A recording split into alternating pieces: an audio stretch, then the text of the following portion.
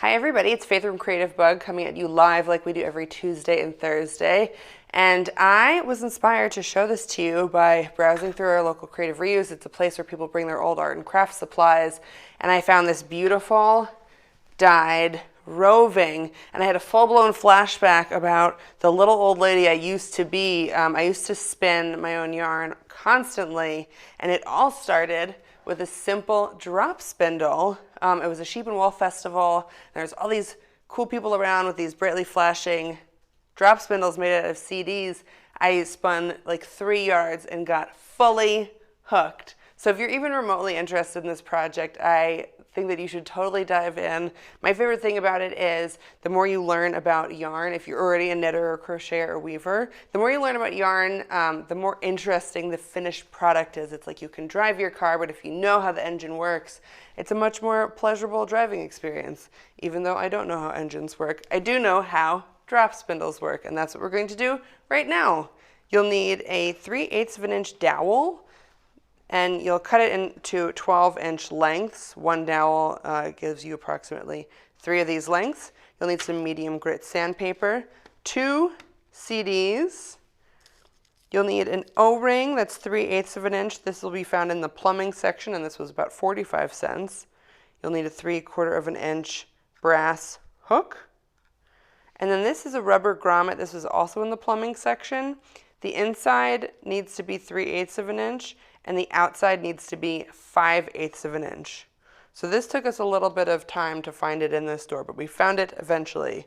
You'll also need a piece of yarn. I use just a synthetic Red Heart that is approximately 24 inches long. And you'll need your roving. This, of course, I found at a thrift shop, but you can buy it online in many different places. You can get it in solid colors and multicolors and tons of different fibers. I really like a basic fiber, and it will be marketed as like easy to spin. Usually it'll be like a Corriedale or a Blueface Leicester. I believe that's how it's pronounced. These are all different sheep breeds. And they're fairly easy to spin. Also, the longer the staple, the easier to spin. So do not start with cashmere or Angora. That is a recipe for disaster.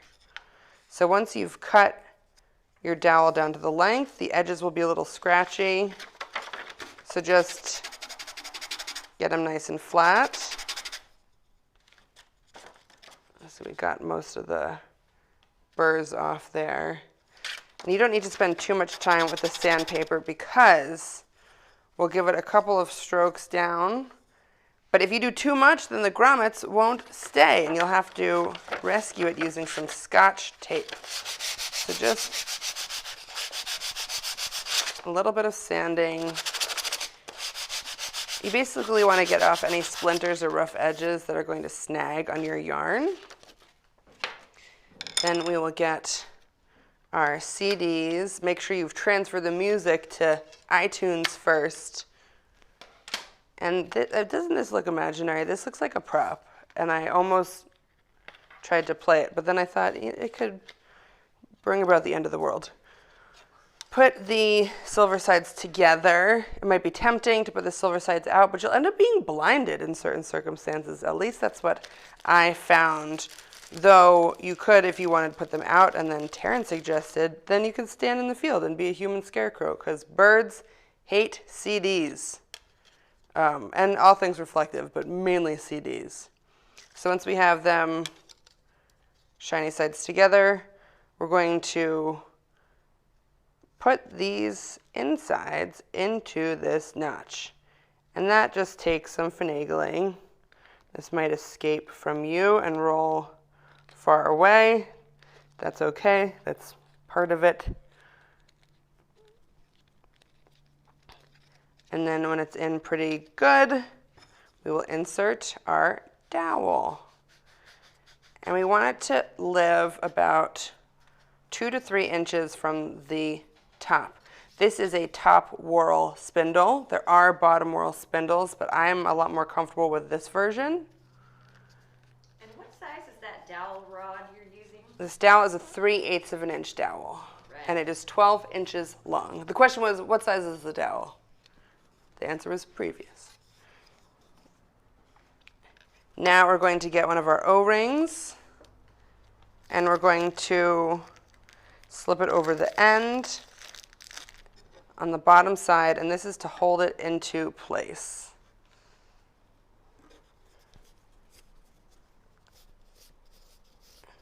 You don't always need this, but I figure, why not?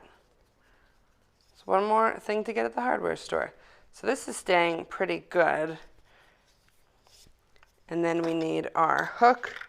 Now I read some instructions that had said to drill a hole and use a clamp and have safety goggles, but I found that you could really just push it in with your hand. So find the approximate center and turn it.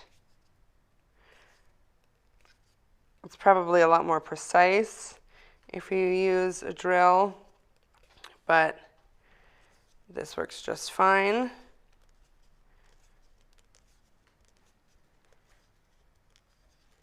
And make sure you've screwed it all the way in.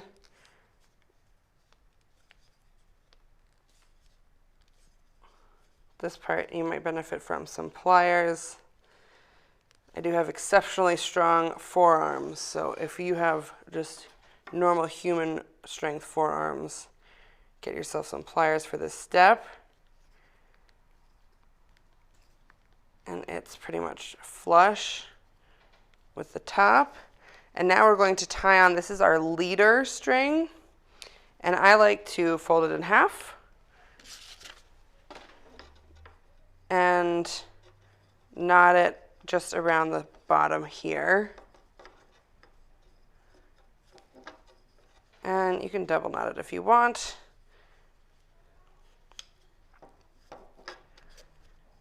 And we snug it up to here. This is a little bit separated, so I'm just going to make sure that both CDs are in this center lip. Okay, there we have it. And now our spindle is ready. We're going to pre-draft our roving. So this roving came in a braid. This roving is in a bit of a crocheted chain. So I'm going to pop it out like that. And if this is your very first time, you can pull off a long, thin strand or a short, fat chunk. The choice is yours. And it's one of those things where if you try to pull it apart really tightly and hold it firmly in your fists, it's impossible. But if you gently tease it out, it's a lot easier to separate. You can see that there. So this is if we're doing short chunks. I find it's an even better shortcut if you do a long, thin strand. So we're going to pull out something that's about index finger sized. I was going to say thumb sized, but maybe a little smaller than thumb sized. And when you're first starting to spin, don't worry about planning anything.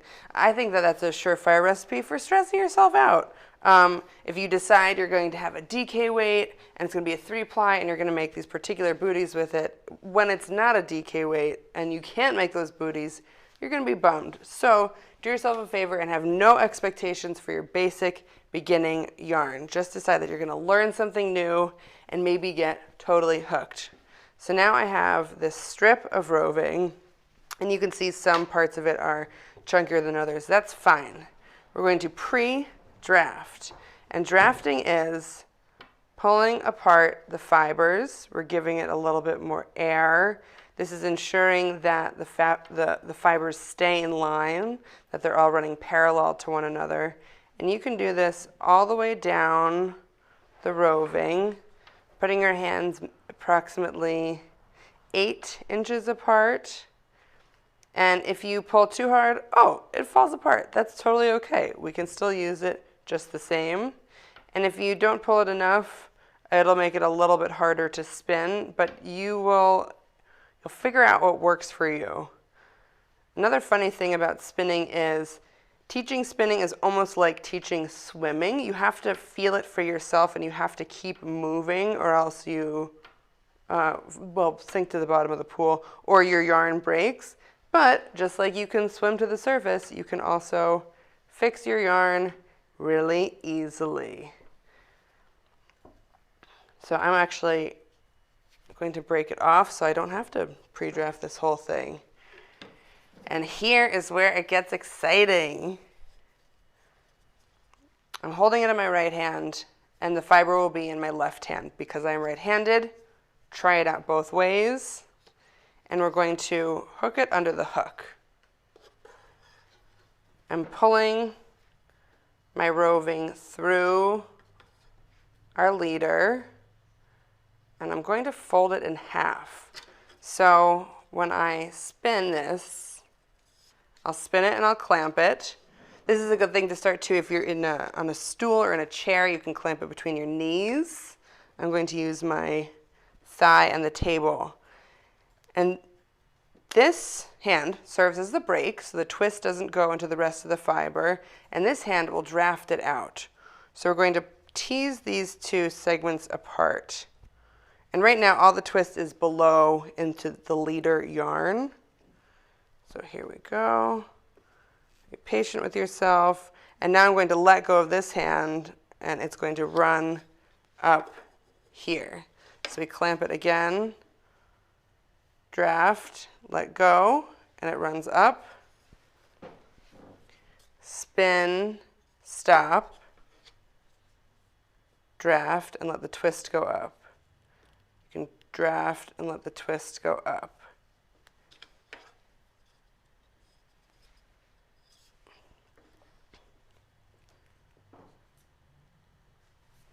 Also, don't forget we are live, so if you have any questions, don't hesitate to ask.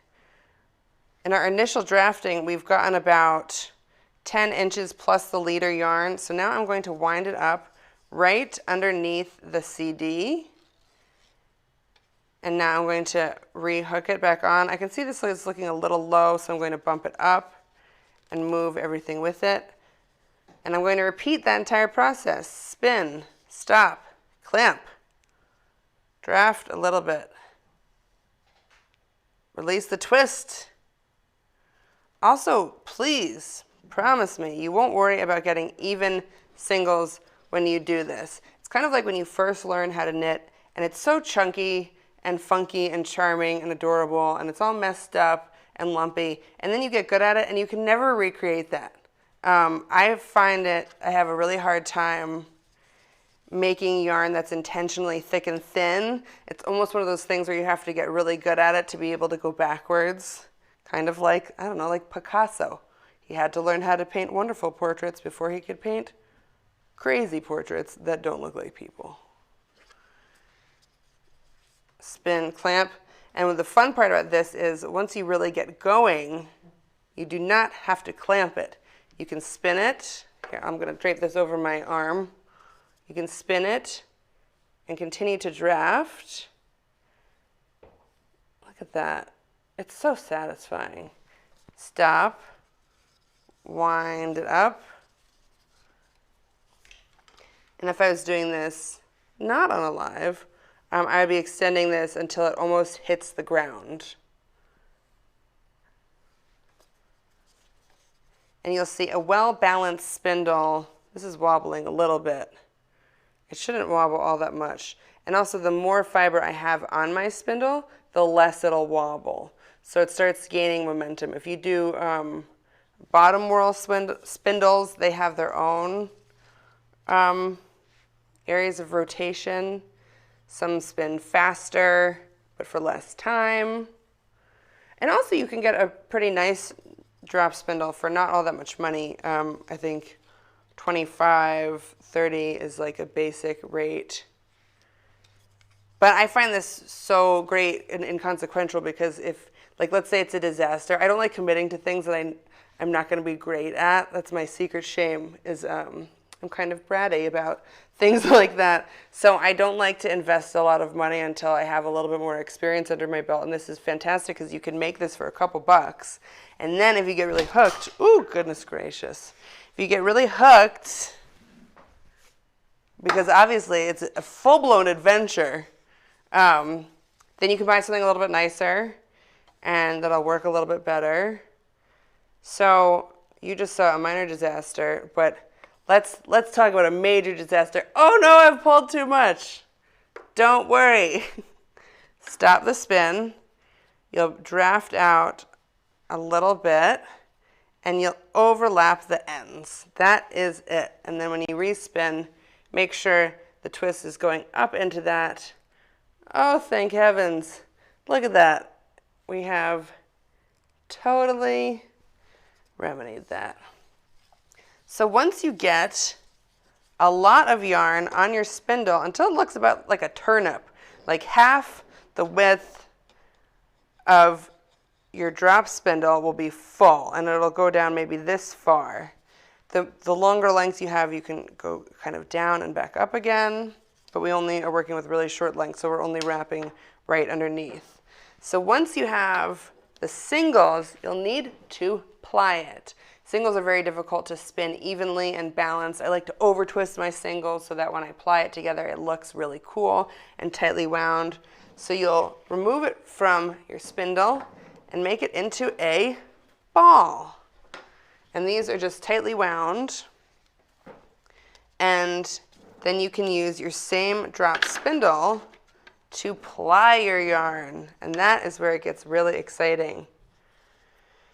So here we have 2 balls. And you can see how it wants to be plied by when it folds in on itself. And there's a certain number of twists. And so we're going to try to replicate this with the 2 yarns together. Now because we've been spinning it clockwise, which way do you think we're going to spin it to ply them together? Hope you guess counterclockwise, because that would make you correct. We're just tying these 2 together to our hook. I'm going to put each of these in a bucket so they don't get tangled together. I've seen them also adorably done in flower pot plying. That was actually the first way I learned to ply. You turn the flower pot upside down and you bring it out of the hole. And so you separate it with your fingers and you spin it counterclockwise. And we ply it together. Oh, that's going really nicely.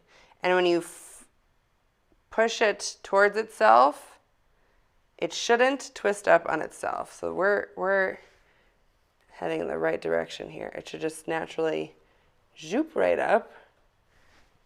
Now I'm going to take it off the hook and wind it around my spindle. Also, if you are a spinner or you have a favorite sheep or fiber, please let me know. The world of fiber is so fascinating. We did have somebody wondering if you could do this with a llama. The question was, can you do this with a llama? Absolutely. Even better, alpaca. However, if you do begin spinning, you might come into a position in your life where friends and family start giving you fleeces and fibers. And I would not suggest spinning directly from that because it needs to be washed and treated and have the vegetable matter removed. And that can be really demoralizing if you're brand new to spinning, to have to go through all those processes. So yes, llama's terrific. If someone wants to ask the question, I'm going to answer it anyway. Can you spin with cat hair? Yes, you can. And 2 Creative Bug instructors, Fancy Tiger Crafts, not only spun cat hair, but they knit a tiny cat out of it, which I would really like to do one day for my cats. One of them is not doing so well, so I better get all his hair before he croaks. If you want to spin with dog hair, there are actually several people online who will spin your pet hair for you.